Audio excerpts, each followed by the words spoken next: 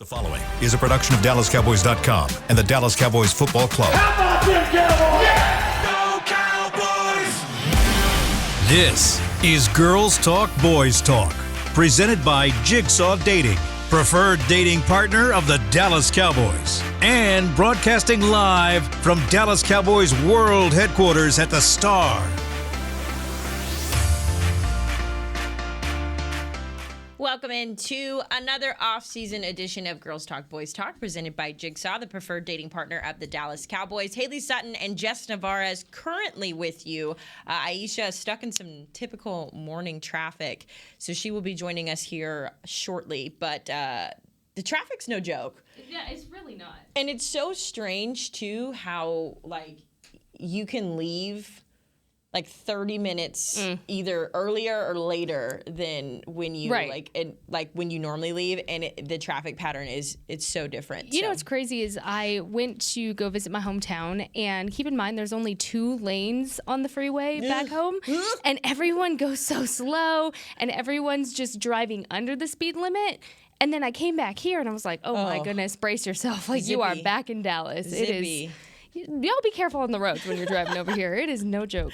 Yeah, people on the tollway always get me because I may or may not have a lead foot. Can't confirm or deny that, but nope, we're not doing that. When people start to ride my bumper, I'm like, okay, you got it. Let me just get out of your way because I'm moving and not fast enough. My biggest driving pet peeve is when the light barely turns green and people are honking. Can you chill out? I haven't even had time to move my foot from my brake to my gas pedal. Relax. The light's not going to change that. Anyways, drivers, please just let's all take a breath. Right, woosah. It's fine. Let's get into some football conversation here. Obviously, the biggest news of the week, Jalen Hurts setting the tone for anybody else looking to make some money going into this upcoming season. He just inked, and I want to make sure I get the numbers exactly right here. So earlier this week, he signed a 5-year, $255 million contract extension with the Eagles. That includes, Jess, a $23 million signing bonus, and $179 million of that initial $255 mil is all guaranteed. Breaks down into an average annual salary of $51 million a year.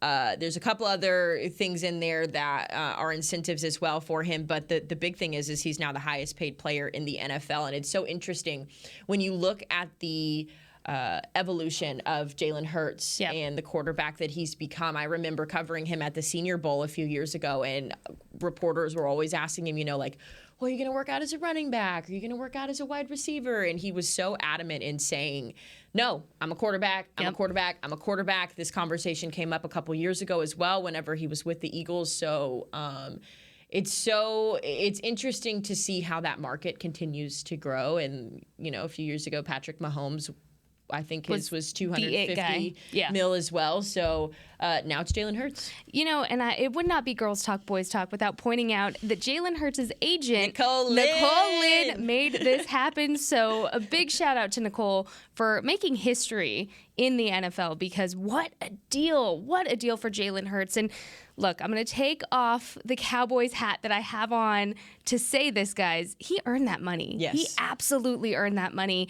And it's just unfortunate because the Cowboys have to continue to play him twice a year from here on out. But the thing about Jalen Hurts is when you have the option to be so versatile to decide if you want to be a wide receiver or a quarterback, that's a threat. And what's interesting is a lot of people counted him out pre-NFL because of the skill set that he had. And look at him proving people wrong now. So earning that money, but also a big downfall of that is, again, your Dallas Cowboys have to see him twice a year. And that makes for a really good rivalry, just a little cherry on top because it adds to that rivalry and that spice that it already has. Yeah, it's so interesting, too, when you look at, Nicole Lynn, because I'm glad you brought her up. I love her. I think that she's someone who I have met and I have looked up to. I would love to get her on the show at some point as well, but she's so busy now.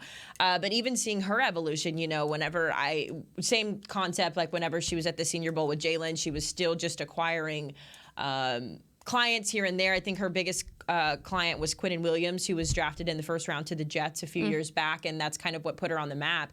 And now she's like the go-to person for all players, SEC, anyone who you think is going to be in the top 10 or go in the top 10 rather in the draft. So the work she has done has been tremendous. Now, obviously, Dak Prescott will be up for a contract extension. They just reworked his contract to save some money in the salary cap going into this season, but the conversation has been had about giving him a contract extension, what that looks like financially, what he thinks he deserves versus what the front office thinks he deserves. So it'll be interesting now that he kind of has this platform to say, like, well, Jalen Hurts is getting this, and I've done this also. So, so it's a good bargaining tactic. I'm getting paid the same amount as Daniel Jones. Yeah. Which is, you throw that little wrench in there. Yeah. There's a big difference there. Is Daniel Jones and Dak Prescott annually make around the same amount of money, and then you have this big gap between what they're making and then Jalen Hurts. So to me, just being unbiased, Dak Prescott is clearly the better quarterback when you look at experience statistics than Daniel Jones. So I think, a little bit of extra cash is not out of the question for Dak at all. It's just finding a fair amount. And what I loved that Jerry and Steven both brought up, or I think it was Steven more at the Combine, in regards to talking about any player. They don't want to insult anybody when they're talking about prices. And so I appreciate that mindset as well. But yeah, no, Dak, absolutely. Get your payday, Dak. But it's interesting to see, even for players like Lamar Jackson, who's in that mix as well and in that conversation. But for all quarterbacks we could that have all spend that, an entire 3 episodes on the Lamar Jackson saga, specifically am I right? 3 episodes. Yes.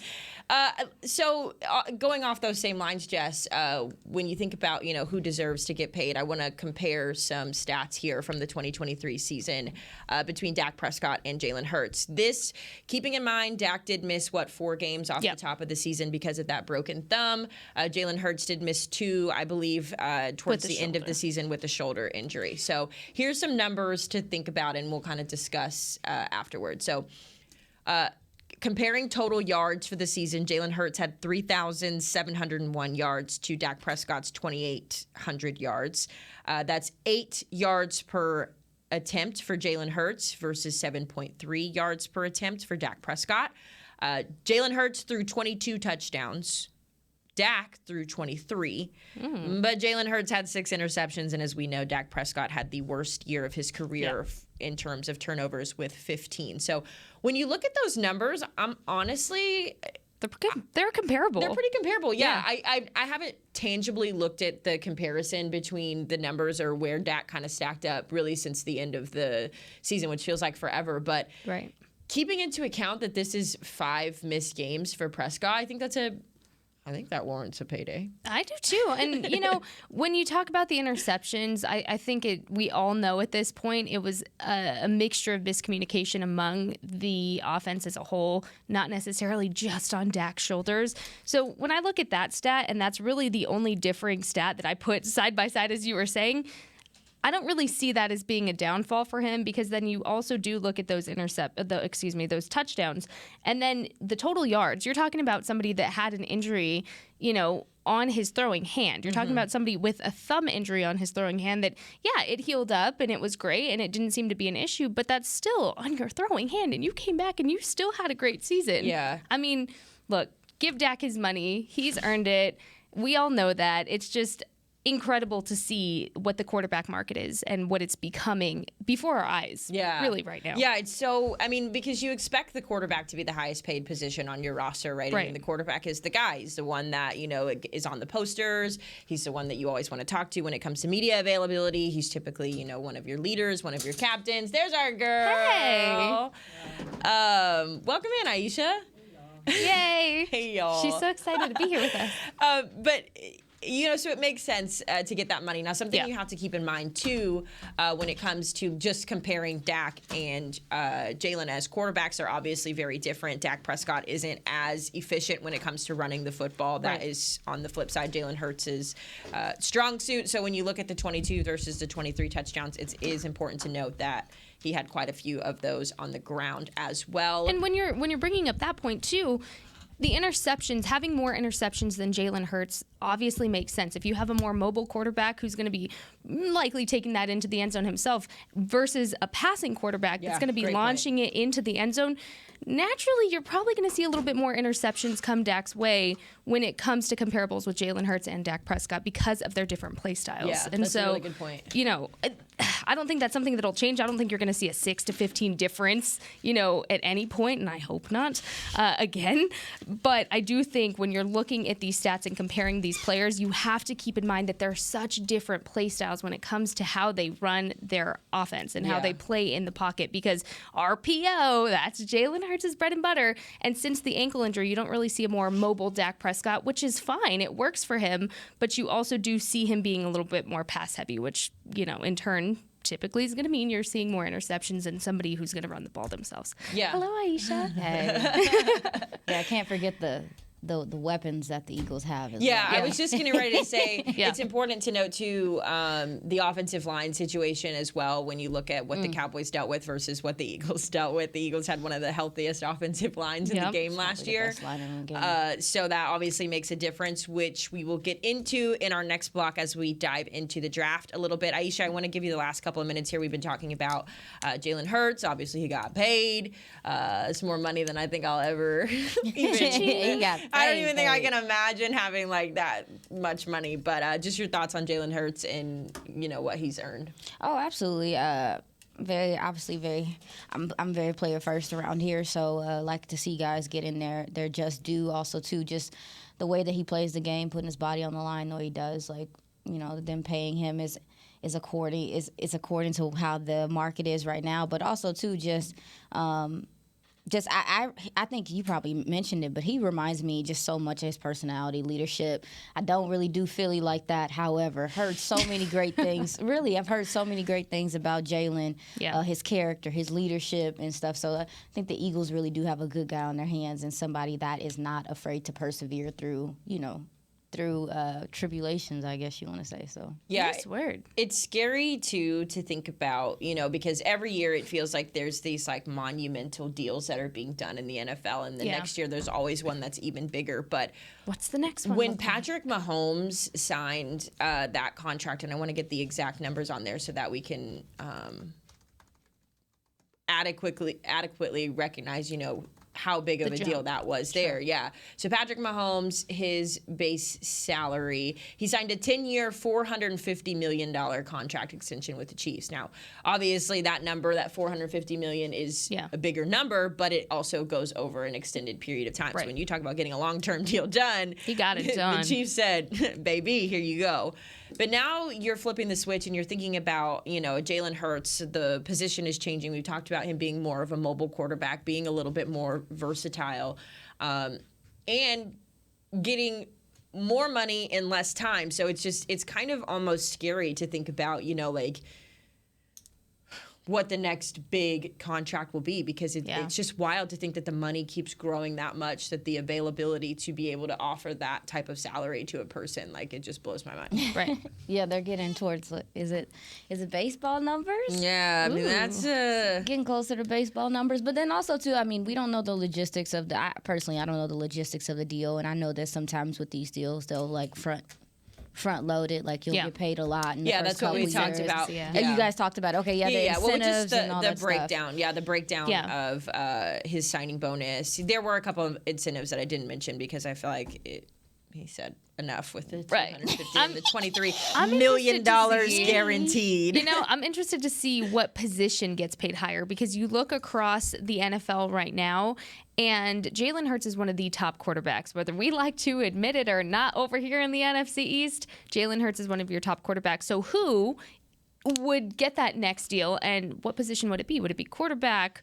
Where are we talking here to get that next big deal, that historic deal? So keep an eye on that, because that's interesting to think about. Yeah, it's got to be quarterback, because like the league tried a couple years ago with Ezekiel Elliott when the Cowboys paid him all that money as a running back position, and you just see like how the tread on the tires wears off so much quicker. Yeah. So it becomes more of a risk when you're offering these big numbers to positions like your running backs. I think wide receiver would be my next guess, but even would it be that defense? position Would you go tough. defensive? No, honestly, with this? Like what the Ravens Ravens did with Odell Beckham is something that I think a lot of teams were not even planning on doing. You look at DeAndre Hopkins. Got a great deal What there. happened with him so I do agree that I do think it'll probably continue to be quarterback because lordy. Yeah. Jalen Hurts, fantastic player, all that stuff, but Joe Burrow, you B. start getting to Herbert, baby, you start getting to those gentlemen and you just like, you know what, they probably gonna get a penny too. Yeah. Dak Prescott. Or Guys, 2. Dak Prescott. Dak Prescott. Yeah, 3 or depending on 4 how they do pennies.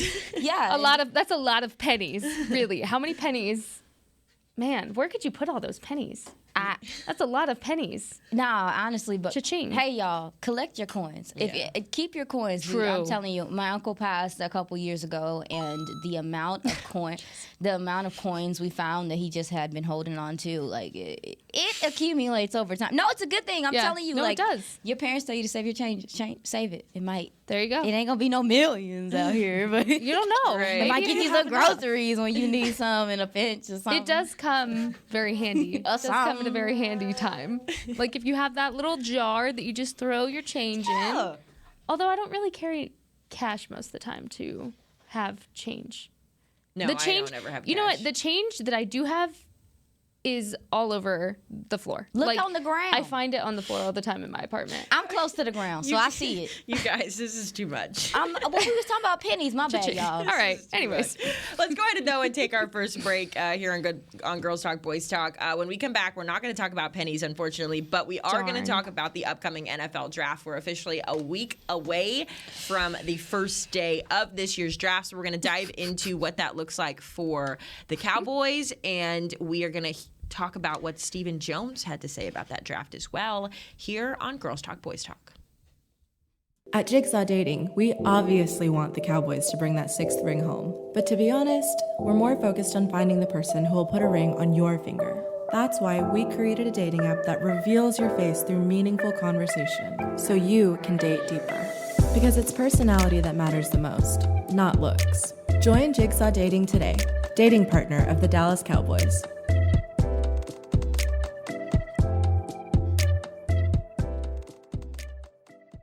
All right, Pepsi-loving football fans, it's time we had a lesson in trash talk. And I'm not talking about that stuff that happens on the field. What I'm talking about is trash, and it's the only thing that belongs in your garbage can. Now, recycling might not be as thrilling as converting a 4th and long, but next time you're thinking about throwing that Pepsi Zero Sugar bottle away, just cap it back up and pretend you're down by 6 with the recycling bin wide open. Know the difference? Make a difference. Be a team player and recycle. Visit PepsiTrashTalk.com to learn more. I'm Dak Prescott, quarterback of the Dallas Cowboys. And they snap it to Prescott, who looks right. It's not there. He escapes left. He'll run for a first down. Just like football, when it comes to crypto, it's important to have a team you can trust. With blockchain.com, I know I'm in good hands. Since 2011, they've been trusted by millions around the world to buy, sell, and trade cryptocurrency. Prescott's going to run this himself. Run it up the middle, and he scores. Whether you're new to crypto or an active trader, they've got you covered. What are you waiting for? Get started at blockchain.com.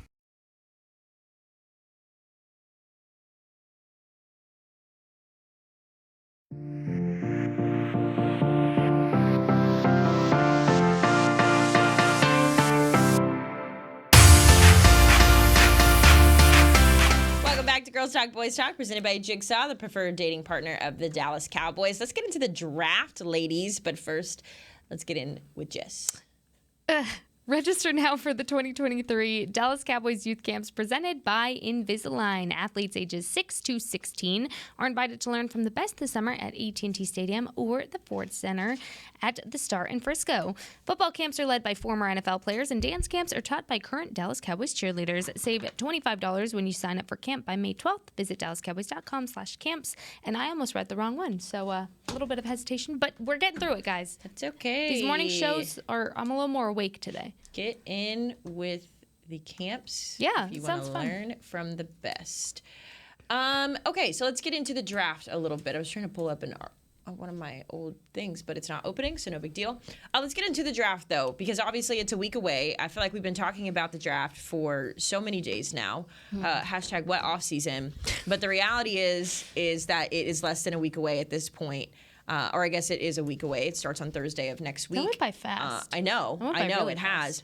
There's been so much talk about, the Cowboys are taking who, when, where. Are they going to trade up? Are they going to trade out of the first round? Blah, blah, blah. So there's obviously a lot of opportunities for the Cowboys to capitalize in so many different ways, especially with those early first, second, and third round picks. Now, the tricky part about the draft this year is that the positions I think that the Cowboys are really in need of, like when you talk need, I'm thinking linebacker, I'm thinking interior offensive line, and I'm also thinking interior defensive line. Those are your needs.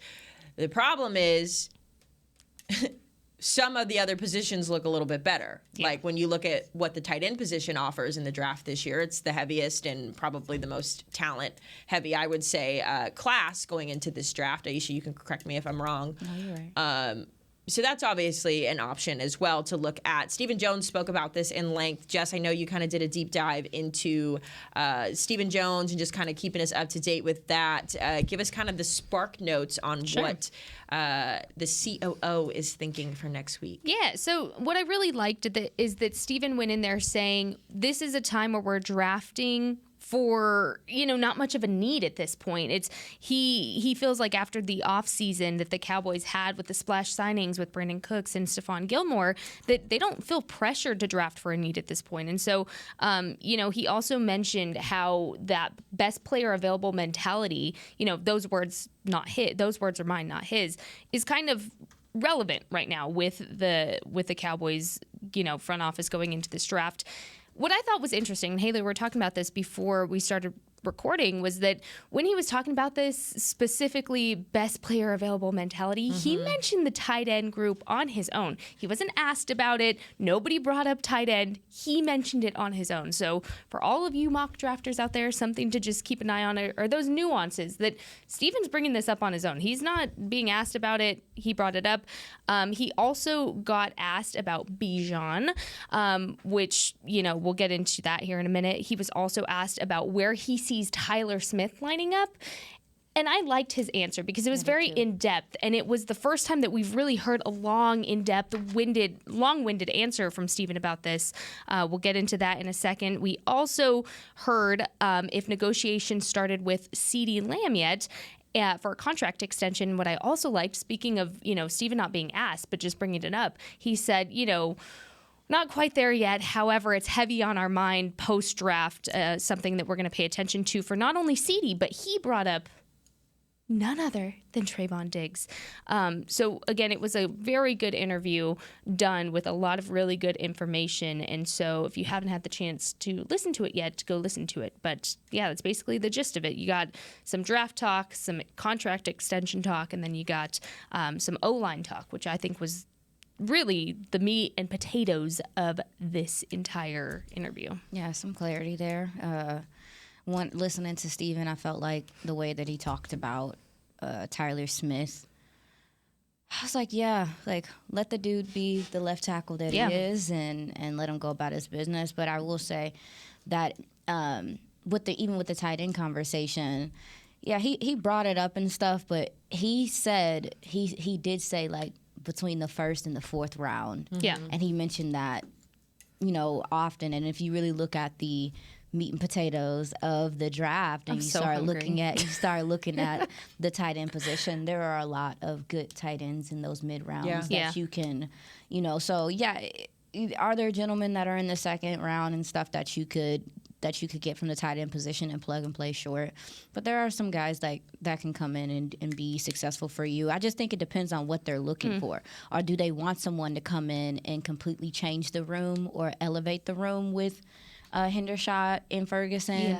Or like trying to set a different foundation? It just depends on what they're looking for in the tight end position. With that, something that keeps being brought up is the loss of Dalton Schultz in the offseason. Because, again, that's something he's brought up multiple times from interviews since it's happened, this being no different. And he talked about losing Dalton Schultz, and that's kind of how this whole tight end conversation got brought up. But he also talked about, the importance of retaining their guys this offseason, that for the most part, they retained exactly who they wanted to. And, of course, he named Dano by name first with that one. But I think it's interesting that he keeps mentioning Dalton Schultz. So maybe a tight end in this draft class that is very Dalton Schultz-esque and that can be, that it guy eventually, and maybe not now, but build up to be that that hole that you're essentially missing in that tight end room now. Yeah, you got to keep in mind, too, because when we spoke to Mike at the Combine, and I don't know how much he changed his stance when he got to owners' meetings and had conversations there, but when we talked to him at the Combine, Mike was very adamant in saying, because he was asked about Dalton Schultz, and he was very adamant in saying, like, we're revamping the way that we look at the tight end position, which to me, it sounds more like because of the loss of Ezekiel Elliott and the pass protection that he brought to the table, it sounds like to me that this is a good opportunity for, you know, the guys to go in and really look at what the tight ends can offer from a blocking position, very similar to what Sean McEwen does already. And we have to remember he's still on the roster when you talk about these tight ends. My question going into this season is, will Jake Ferguson be ready, be equipped to take over the responsibilities of what Dalton Schultz did last year? Is he ready? Because we talked about last week just some of the jumps that the sophomores are taking. To me, this is a real opportunity for him to solidify himself as that tight end one. And what you get out of Jake Ferguson, you get, you know, the Dalton Schultz what's the word I'm looking for? Connectivity between him and Dak. You've seen him working out with Dak all summer. So he's very clearly trying to build that chemistry with Dak. So maybe you get that, Great point. God, what's the word I'm looking for? Like your go-to guy. Connection? No, go-to guy is what I was, because that's what Dalton was to Dak. Yeah. Like when things got into a pickle and Dak fell under pressure. Blanket? Yeah, he would find Dalton. So I'm wondering if the way that this coaching staff and the way the front office sees the tight end situation right now, is Jake primed to be that guy for Dalton or for Dak, especially given, you know, the supplements they've brought in at wide receiver. So I wonder how much truth there is in we're revamping the tight end position, or if there's been something that they've seen that they feel like they could bring someone else in and have more of a competition. So that's definitely an area where, like, come training camp, I'm definitely going to keep my eyes on that, because you want to see how these tight ends are being worked into the offense. Yeah, and with the way that they say they want to run the ball, it's important. But I will say that we gonna see. Yeah, the Cowboys have continued to draft tight end through the years. Like, obviously, like in the later rounds, they develop guys. And then when you look at Jake Ferguson, even so, like, he was known for his blocking ability coming out of college, and he had some receiving quality. So when they say revamp, I think also too it's hard to find guys that can do both. It's hard to find guys that can block in line and slip out and be a receiver. Like the Travis Kelce's of the world, and those gentlemen are not easy to come across. And even so, like, Travis Kelce is not an avid blocker, right? He's not. Like, I know people like he's not. So he's not, but he can. And that's what makes him so dangerous. Yeah, that's what makes him dangerous. Is your tight end a threat? They want your tight end. If your tight end is a receiving threat that also has blocking ability, that is a juggernaut in this NFL right now. So when you mention revamping, I do understand them possibly having to kind of change some of their ways of thinking. He can't just be somebody out there blocking an extra O lineman. No, this guy needs to be someone that people have to plan for and understand that, hey, if he's open, he can get the ball and he has yard after catch ability. I think that might be the difference. Because we even talked about it last season. It's like Dalton was very much so fighting. Baby, where I catch the ball is where I'm going down at. Yeah, someone was saying the other day about Dalton, and I just had to stop and scratch my head because, there's so many times whenever, and I'm going to rant a little bit here, there's so many times whenever people tell us, like, oh, like, you guys are girls, you don't know what you're talking about. Always. And I literally listened to a man who likely did not play any sort of collegiate football, hasn't really touched any sort of professional high athleticism, and had the audacity to say that Dalton Schultz was like a yak god. Oh, and I was like, what Dalton Schultz are you watching? And it's no disrespect to his game. Like, he's got good hands, the ability to get the first down, that's that. But he's no Dallas Goedert. Like, he's no Travis Kelce. Like, where Dalton Schultz catches that ball, he's going to maybe try and fake you out a little bit. And he's going to be like, you know what, let me just sit down. We got the first down, let me just sit down. No, stuff like that. The audacity. It's always the guys that just sit back and watch football and are just yelling random things through the game that, like, think they know. He's a yak god. They expect for you not to yak comment ability on it. will be beneficial in Houston. Okay. Come again and say what? Come again and say what? Okay. No.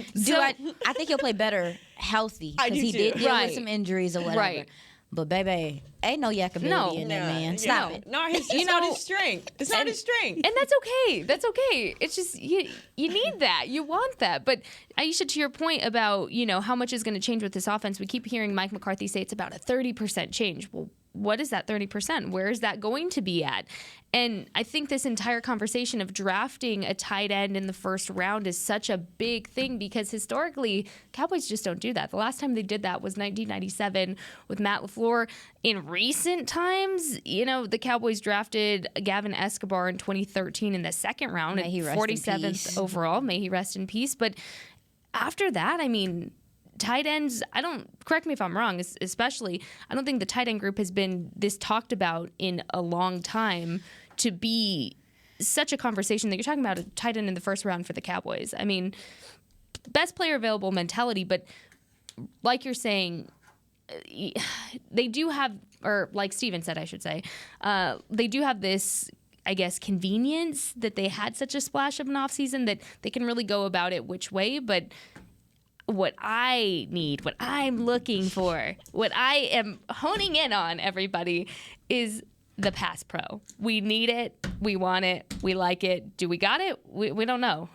We don't know yet. And somebody I'm really going to keep an eye on this next season with that specifically is Tony Pollard, to see how much he's putting that work into growing that aspect of his game. Because, again, that's something that Zeke was so underappreciated for, was the pass pro aspect of his game. I want to see Tony Pollard stepping into that running back one role with the pass pro, not something that's really a downfall for him that it has been in previous years. I did see improvement this last season, but I want to see that jump for him going into this next season. So I don't know, guys. I don't know which way they're going to go in the draft. I think it can go any which way, but either way, what a good problem to have that we can sit here talking about, we can go this position or this position, and it, no matter which way, you still have a really good team stacked up, ready for this next season, no matter which position you go. Yeah, unless they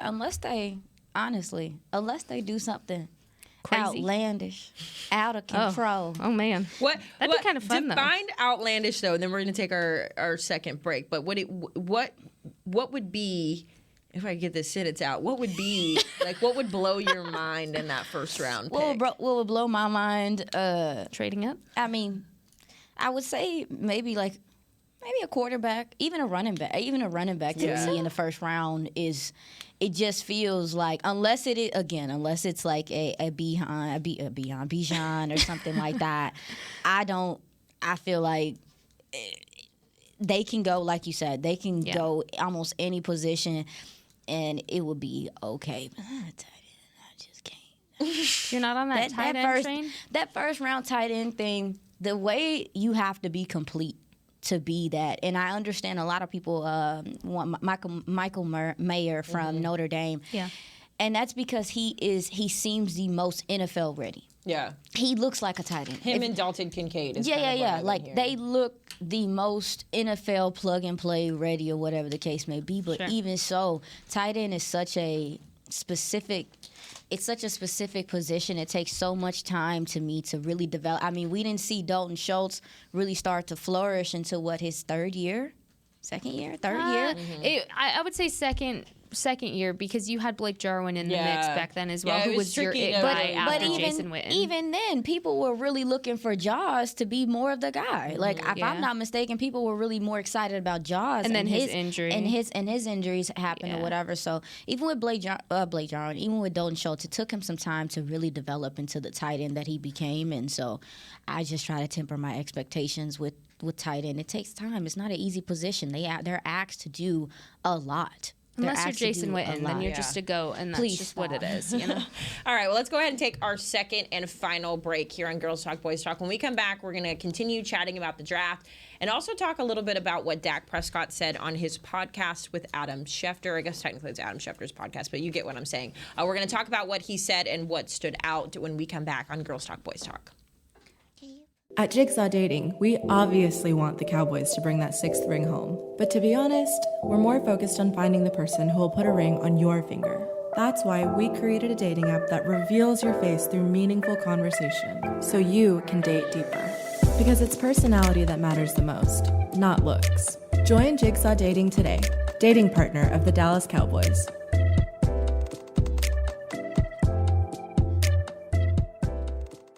All right, Pepsi-loving football fans, it's time we had a lesson in trash talk. And I'm not talking about that stuff that happens on the field.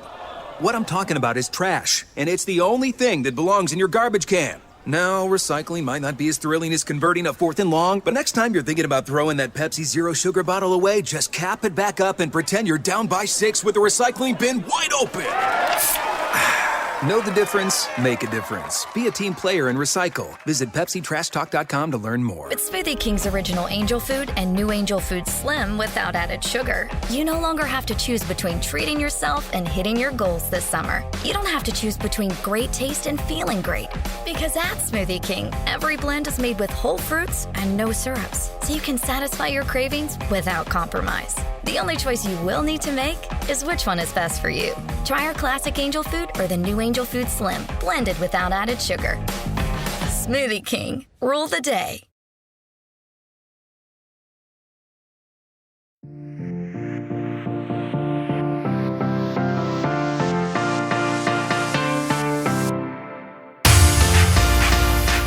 Few minutes here on Girls Talk Boys Talk, presented by Jigsaw. We're going to talk a little Dak Prescott, but first let's go to Jess.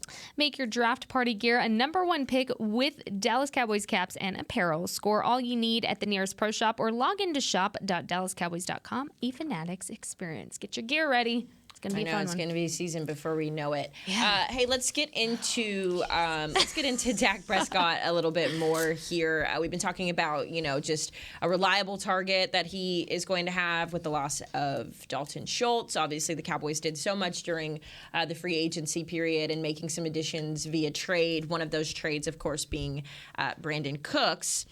Dak Prescott went on the Adam Schefter podcast earlier this week, and one of the things he talked about was how excited he is to get to play with Brandon Cooks. I don't think that we are fully equipped to see what a healthy and happy and stud Brandon Cooks is going to be. Yeah. One of the things that Dak talked about was he's just his speed and what he brings to the table. So it almost gets me excited thinking this could be kind of like the Dolphins where they have Tua and Tyreek and Jalen Waddle. Yeah. I know CeeDee's not known to be as speedy, but still I think when you've got the threat of CeeDee Lamb, and then you got Brandon Cooks as well. It'll be interesting, but it is good to hear from your quarterback that he's excited to get to work with a new guy. And that he's working with him this offseason already. Mm-hmm. They're already getting throwing practice in together. Backyard. And he said, which contrary to what Eagles fans believe, is at Dak's house. I saw a tweet of an Eagles fan saying, oh, the Cowboys named their facility the Dak Yard. I'm like, dude, that's it. His house. I just need a hug. Anyways. Yeah, they do. They do. They need to feel alive. That's sad for them. Something. Sucks to be them. What I love, though, is that he said that's real speed. When he was talking about Brandon Cooks, it's like, oh, that is real speed. You're correct. And so just hearing Dak be excited to talk about this new shiny weapon he has on the offense to throw to, ooh. It got me excited. Yeah. I was listening to it this morning and just jotting down some notes. I was like, yeah, Dak, that is real speed. You're right. It's exciting to know that Dak has all these weapons. You have, like you had mentioned, CeeDee as well, but you also have MG, who's really on his prove-it year. You're recovered. You're healthy. You're getting this offseason work in. What are you going to bring? Let's see it. Bring it. A game. I'm excited for this offense, guys. Yeah. And with Brandon Cooks, I don't remember if I'm not mistaken, the last time the Cowboys had a shifty type receiver like that, the closest thing I can even think of is Cole Beasley. Yeah. That's honestly, and they're not the same. They're not the same. But just the speed aspect of it. But and Cole Beasley wasn't even that fast. But somebody to do that intermediate work and can get yards after catch and be reliable and be I don't know when the last time Dak has had a guy like that. Brandon Cooks, it's so funny because he is young because he started playing at 20, if I'm not mistaken. Yeah. And he's been in the league 9 years now. And it's been a minute. It's been a minute. And I think that people think he's old because of the trades, and I'm like, no, this is a young, sprightly. He's a young gentleman. He's young, he is. First of all, he my age. First of all, don't start. But I just feel young. like, and I'm for real, I get caught up myself because when you, I just feel like he feels like he's been in the league a long time. Mm-hmm. So you associate that with him being this older guy, and I'm like, no, there's a lot of respect for what he can do. But when Dak said that's real speed, there's a difference between being fast and having football speed. Being able to put that speed into a route and separate and to really look. What makes the Dolphins dangerous. Absolutely. To really look faster than everybody else because there's control in that movement and how to separate. And so with Brandon Cooks, I'm actually excited for Dak to experience what it is to play with a receiver like Brandon Cooks because I don't think that he's had a weapon like him his whole career in the NFL I don't think so so far. How So exciting. yeah, no, there should be a lot of versatility in this offense on the receiving side of the ball. You got MG, boundary guy, deep threat, can do slants, that type of stuff, high point the ball, and then you bring in Brandon Cooks that can pretty much do. Just go. So, yeah, he can do so much. Just gonna get the ball and do magic things with it. Period. He's like the Swiss Army knife, and CeeDee Lamb can do so much as well in the slot outside. There's some versatility in this room,